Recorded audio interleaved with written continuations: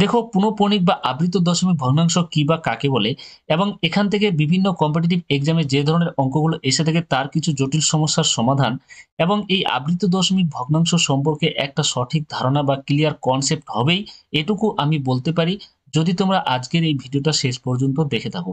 তো চলো শুরু করি আজকের এই আবৃত দশমিক ভগ্নাংশ। দেখো প্রথমে আমরা যেটা জানবো সেটা হচ্ছে কি ডেফিনেশন, অর্থাৎ পুনঃপণিক বা আবৃত দশমিক ভগ্নাংশ কাকে বলে। এখানে কি বলছে, যেসব দশমিক ভগ্নাংশে দশমিক বিন্দুর পরে অর্থাৎ দশমিক বিন্দুর ডান দিকে একটি অঙ্ক বারবার বা একাধিক অঙ্ক একটি অঙ্ক বা একাধিক অঙ্ক পর্যায়ক্রমে বারবার আসবে তাদের আমরা বলবো আবৃত দশমিক ভগ্নাংশ। আবার এখানে কি বলছে, আবৃত দশমিক ভগ্নাংশে যে অংশ বারবার অর্থাৎ পুনঃ পুনঃ হয় তাকে আবৃত অংশ বলা হয়।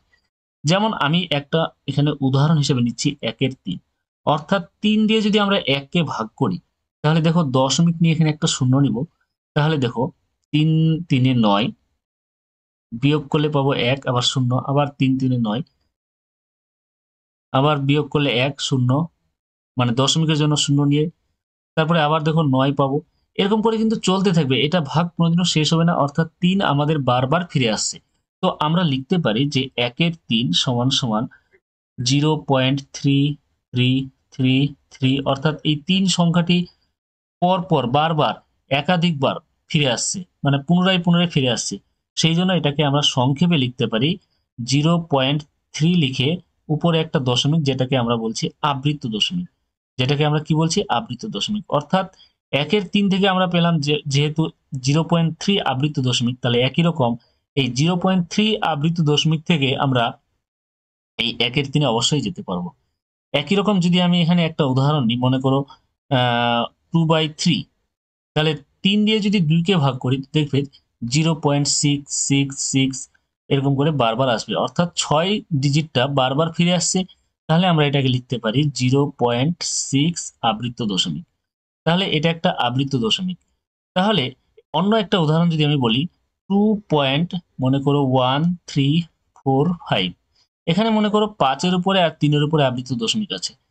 তাহলে দেখো এটাও একটা কি আবৃত দশমিক। এখানে দেখো 3 থেকে 5 পর্যন্ত আবৃত দশমিক আছে, 3 এর উপরে আর 5 এর উপরে, তার মানে 3 থেকে 5 পর্যন্ত অর্থাৎ 345 এই ডিজিট গুলো বারবার ফিরে আসবে, অর্থাৎ আমরা এটাকে লিখতে পারি 2.1345, আবার 345, এরকম করে চলতে থাকবে।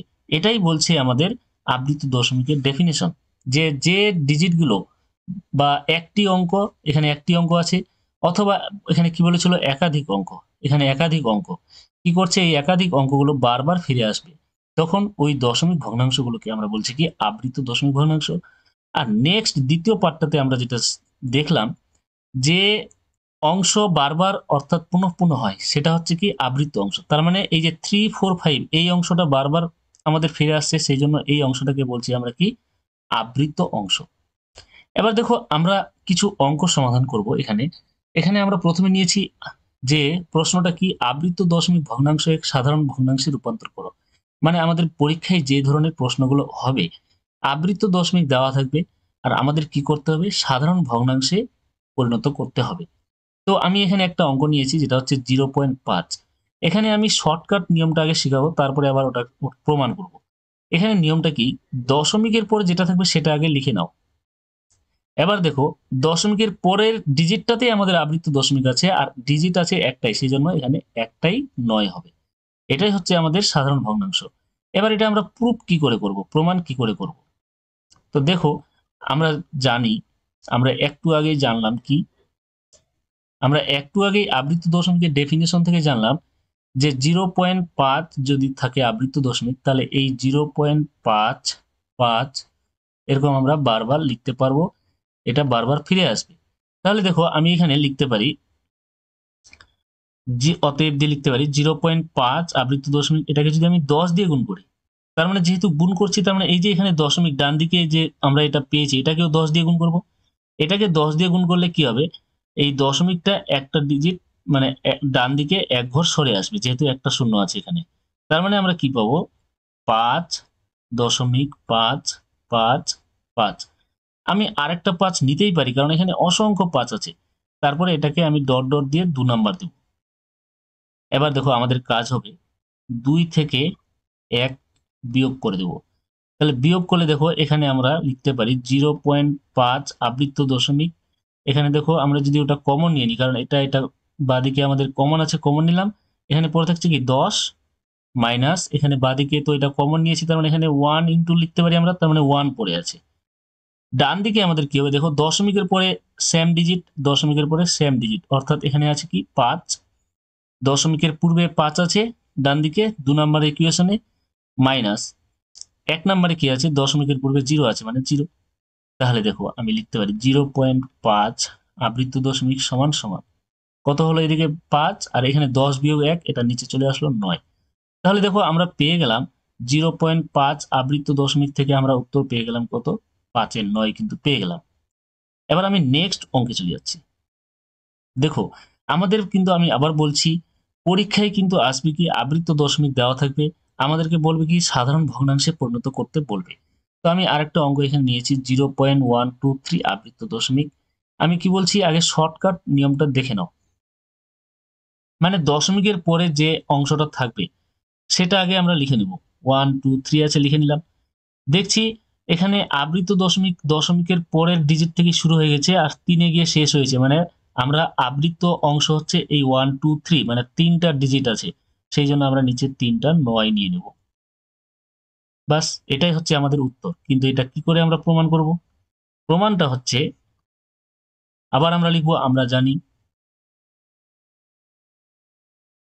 আমরা কি জানি 0.123 আবৃত্ত দশমিক, অর্থাৎ 0.123, যেহেতু এটা আবৃত্ত অংশ এটা বারবার ফিরে আসবে, আবার 1 2 3 এরকম করে আমরা লিখতে পারি ডট ডট করে একাধিকবার।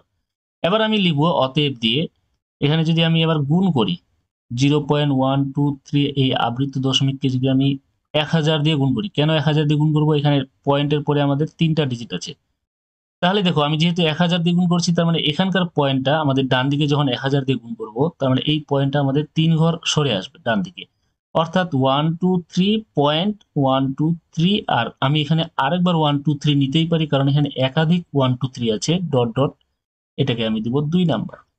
এবার দেখো আমি আরেকবার এবার কি করব, অতএব 2 থেকে আমি 1 বিয়োগ করে দেবো। বিয়োগ করলে কি পাবো, এখানে দেখো আমাদের, এটা আমি লিখতে পারি 1 ইন্টু লিখতেই পারি, তার মানে এখানে দেখো 0.123 কমন আছে, আমরা কি করছি 2 থেকে 1 বিয়োগ করছি, তার মানে এটা থেকে এটা যখন বিয়োগ করবো তো আমরা এটা কমন নিয়ে নিব। 0.123 আবৃত্ত দশমিক, আর পরে থাকছে কি এখানে 1000, মাইনাস, এটা তো কমন নিয়েছি 1 পরে থাকবে, তার মানে -1। ডান দিকে আমার দেখো পয়েন্টের পরে সেম ডিজিট, পয়েন্টের পরে সেম ডিজিট, মানে এই পয়েন্টের পরে ডিজিট গুলো আমাদের বিয়োগ করলে ভ্যানিশ হয়ে যাচ্ছে। পয়েন্টের আগে 2 নম্বরে আমাদের আছে কত, 123, আর 1 নম্বরে আছে কত, পয়েন্টের আগে 0, তার মানে -0। তাহলে দেখো এখানে 0.123 আবৃত্ত দশমিক রাখলাম। ডান দিকে দেখো 123, নিচে কি হবে, এখানে 1000 থেকে 1 বাদ দিলে 999। আমি এটাই তো বলেছিলাম যে শর্টকাটে আমরা এভাবে করব। তাহলে আমাদের চলে আসলো দেখো। এবার আমি নেক্সট অঙ্কে চলে যাচ্ছি। 3 নম্বর প্রশ্নটা দেখো 0.1234। এবার আমাদের একটু আলাদা, এটাকে আমরা শর্টকাটে কি করব, এইরকম 3 রকম 4 রকম নিয়ম থাকবে। এবার দেখো এটাকে আমরা শর্টকাট নিয়মে করব। দশমিকের পরে যে পোর্শনটা থাকবে পুরোটা লিখে নাও। তাহলে আমি লিখে নিচ্ছি দশমিক ছাড়াই 1 2 3 4। এবার দেখো আবৃত দশমিক বা আবৃত অংশ কোনটা, 2 থেকে 4। এবার আবৃত অংশ বাদ দিয়ে যে পার্টটা থাকবে আমাদের দশমিকের পরে যে ডিজিট বা যে ডিজিট গুলো থাকবে, এখানে একটাই ডিজিট আছে, তার মানে ওটা বিয়োগ করে দেব। এবার নিচে কি লিখবো, এই যে আমাদের আবৃত অংশে কটা ডিজিট আছে, 3টা, 3টা নিয়ে নাও। এবার দেখো আবৃত অংশ বাদ দিয়ে দশমিকের পরে ডিজিট একটা আছে, মানে একটা শূন্য।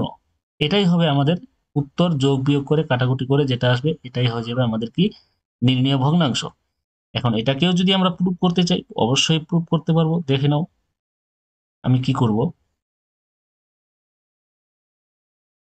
আমি এখানে আবার লিখবো, আমরা জানি, আমরা যেহেতু ডেফিনেশন শিখে গেছি কি 0.1234, 4-এর উপরে 2-এর উপরে, অর্থাৎ 0.1234, আবার 2 3 4 ফিরে আসবে, কারণ এখানে আমাদের আবৃত্ত অংশ হচ্ছে কত 2 3 4।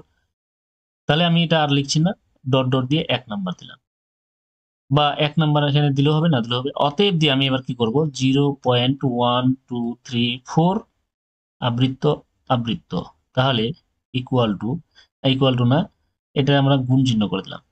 এখানে গুণ করব কত দিয়ে, দেখো একের পরে কটা শূন্য নিব, এই যে দেখো 4টা ডিজিট আছে, দশমিকের পর 4টা ডিজিট, তার মানে 4টা শূন্য নিয়ে আমরা গুণ করব, মানে 10,000।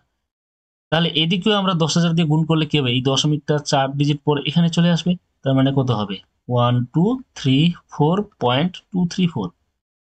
আবার কত আসবে 234, কারণ আমাদের আবৃত্ত অংশ হচ্ছে 234, ডট ডট, আমরা এটাকে 2 নাম্বার দেব।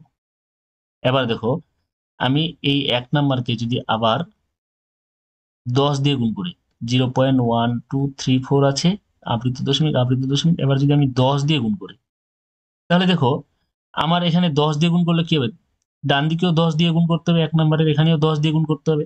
তো এখানে 10 দিয়ে গুণ করা মানে কি, দশমিকটা একটা ডিজিটের পরে সরে আসবে, তার মানে 1.234, আবার 234 লিখতে পারবো, ওটা তো আমাদের চলতেই আছে, এটাকে 3 নাম্বার দিলাম।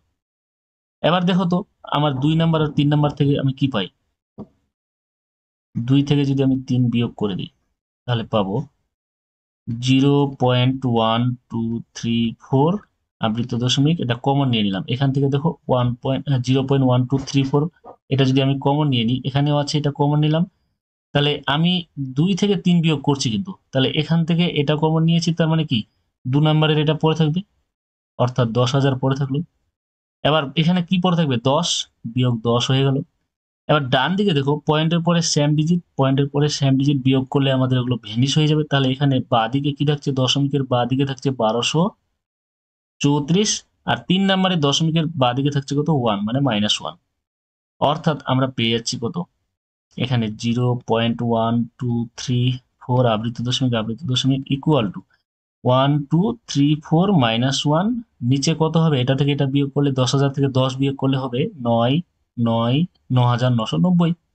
দেখো আমরা এটাই নিয়েছিলাম কি, আবৃত্ত দশমিক, আমরা এটা থেকে আমরা শর্টকাট এটা করেছিলাম, যে কিভাবে আমরা শর্টকাটে এটাকে করতে পারি, এটাই হচ্ছে আমাদের ছিল উত্তর। তার মানে আমরা আবৃত্ত দশমিক তুলে দিলে আমরা এইভাবে আমরা শর্টকাটে ভগ্নাংশ করতে পারি। এবার চলে যাবো আমি নেক্সট 4 নম্বর অঙ্ক। দেখো 5.0081, 8-এর উপরে 1-এর উপরে আবৃত্ত দশমিক আছে, এটা শর্টকাট নিয়ম কি, দেখো আমি কি করব, আমি এখানেই করে দিচ্ছি, 5 যোগ, এটাকে লিখতে পারি তখন 0.0081, আমি সেপারেট করে নিলাম, তাহলে এটা তো আবার আগের নিয়মে আমাদের চলে আসলো, তার মানে 5 যোগ, আমি যদি পয়েন্টের পরে আবৃত্ত দশমিক গুলো তুলে দিতে, পয়েন্টের পরে আমাদের যা আছে সেটা হচ্ছে কত 81, এগুলো জিরো গুলো লিখবো না সামনে, 81 নিচে কত লিখবো, দেখো এখানে আবৃত্ত অংশ হচ্ছে 8 আর 1, 8 আর 1, তার মানে 8, 1-এর উপরে আবৃত্ত দশমিক আছে মানে কি দুটো 9 হবে, আর বাকি দুটো ডিজিটের জন্য কি হবে, দুটো জিরো, অর্থাৎ 9 দিয়ে যদি আমি কাটাকুটি করি, 9 নং 81, 9 কে 9 মানে 1100, অর্থাৎ 5 যোগ 9-এর 1100, এটা আমরা পাবো হচ্ছে 5 পূর্ণ 9-এর 1100, এটা হচ্ছে আমাদের একটা কি মিশ্র ভগ্নাংশ। এবার দেখো আমাদের পরের অঙ্ক 5 নাম্বার কি আছে, 0.0027 আবৃত্ত দশমিক, তাহলে এটা একই নিয়ম, আমি এটা প্রুফ করব না, তোমরা প্রুফ শিখলে অনেক রকম, তো এটা আমাদের সহজ আছে খুবই।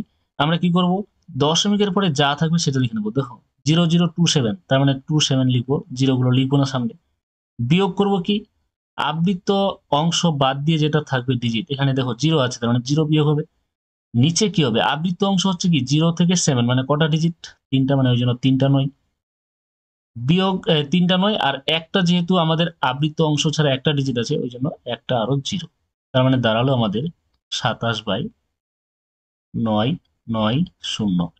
দেখো কাটাকুটি করছি, 9 × 3 = 27, 1 1 1 0, 3 1 কে 3, 3 7 3 3 9, 3 7 21, একটা শূন্য, অর্থাৎ 1-এর 370। দেখো আমাদের ছিল আবৃত্ত দশমিক, চলে আসলো আমাদের একটা ভগ্নাংশ। তাহলে এইরকম আমাদের বিভিন্ন কম্পিটিটিভ পরীক্ষায় অঙ্কগুলো যেগুলো থাকবে, সেটা হচ্ছে কি, যে আমাদের আবৃত্ত দশমিক দেওয়া থাকবে, আর ট্রান্সফার করতে বলবে কি সাধারণ ভগ্নাংশে, এভাবে আমরা খুব সহজে শর্টকাট নিয়মে আমরা এই আবৃত্ত দশমিকের অঙ্কগুলোকে সহজে সমাধান করতে পারি। তাহলে আজকে এখান থেকেই শেষ করছি। আর দেখা হবে পরবর্তী নেক্সট ভিডিওতে। যদি তোমাদের এই ভিডিওটি যদি তোমাদেরকে ভালো লেগে থাকে তাহলে অবশ্যই লাইক, কমেন্ট, শেয়ার করো এবং যারা নতুন তারা অবশ্যই আমার এই চ্যানেলটিকে সাবস্ক্রাইব